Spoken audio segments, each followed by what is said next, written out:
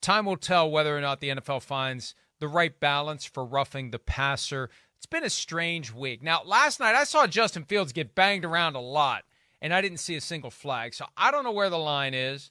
I don't think anybody knows where the line is. I think when you have 17 different referees, because they have 16 crews plus an extra one because they all get a bye, you've got 17 different individuals who may view the rule differently. Peter, the news yesterday from Kalen Kaler, now with The Athletic, the NFL defended roughing the passer application in a video sent to all 32 teams, specifically defending the Chris Jones call that was so controversial, but also ignoring the Grady Jarrett call that was so controversial.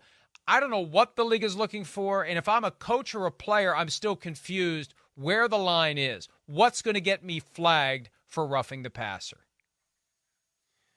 Well, obviously, Mike, I think that what we saw was the NFL basically saying to all the teams and basically saying that this call in the Kansas City game was defensible. And it doesn't matter what happened against Derek Carr, okay?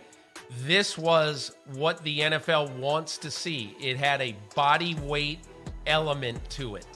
And Chris Jones falling on top of the quarterback, okay? That means that when you fall on a quarterback with the body weight, it is a justifiable flag. I'm not saying I thought that was a good flag. I'm saying that in the NFL's eyes, it was a justifiable flag. Here's the problem. What happened to the other call? The NFL is silent on the other call, the Grady Jarrett call. And that is the one that cries out to be commented on. But the NFL said nothing about that call.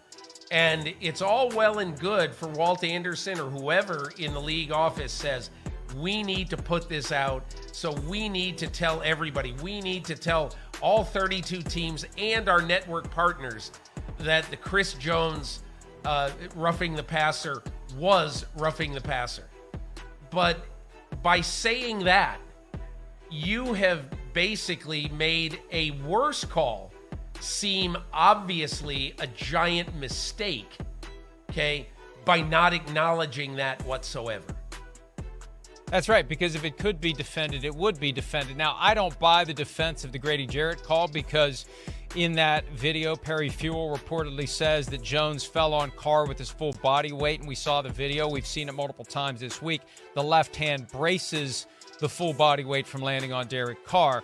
But the Grady Jarrett call, far more likely to have determined the outcome of the game, given when it happened and the impact of it, extended a drive. The Falcons would have gotten the ball back. Who knows what they do down 6 points if they get one more opportunity. The Chiefs still won the game despite that bad call. Peter, I think this is the bottom line here. You and I were talking about this last night. There's language in the rule book that says this: when in doubt about a roughness call or potentially dangerous tactic against the quarterback, the referee should always call roughing the passer. Now, that's baking in an acceptance of error and accepting a lack of clarity. Hey, we know the referee's got a lot going on back there. Things are moving fast. If you have doubt that it was roughing, go ahead and throw the flag. So that's maybe the way Perry Fewell should have explained it. We tell these guys, when in doubt, throw the flag. So Carl Cheffers had doubt as to whether or not Chris Jones fell on Derek Carr with his full body weight. You look at the video review, he didn't. But when you're standing behind it, you don't see his left arm if you're Carl Cheffers. When in doubt, throw the flag. And that's what he did. I don't think they want to explain it that way because I don't think they want the fans to realize they're just kind of accepting a hazy, foggy, maybe it happened, maybe it didn't, because that makes it even harder to push back against the idea that they should use replay review for this. If you're going to accept the possibility of the referee getting it wrong, why aren't you using video to get it right? Yeah, I think they learned their lesson on replay when they had the one-year experiment It's their own pass fault. They interference. screwed up the execution. Yeah. It was a good idea, and it was horribly executed by Al Riveron. Probably one of the reasons why he's not there anymore. But whatever Frankly. the reason, Mike, there's just no very, very little sentiment to make roughing the passer or make subjective calls, reviewable. I will only make one point about this, and this is a great topic for a week when there's not as much going on. But Bill Belichick has always had this point about replay. Let's just make every call reviewable, because then you're not going to have more challenges. You're going to have the same number of challenges.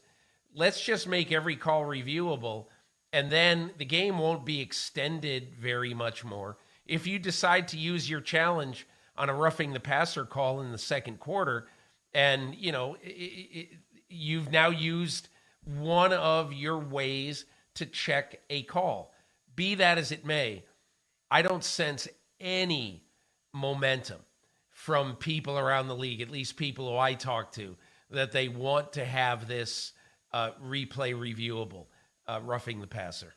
Right, because they screwed up the pass interference replay review, and they're afraid to try it again because they just assume they'll screw it up again. I have to give them points for self-awareness.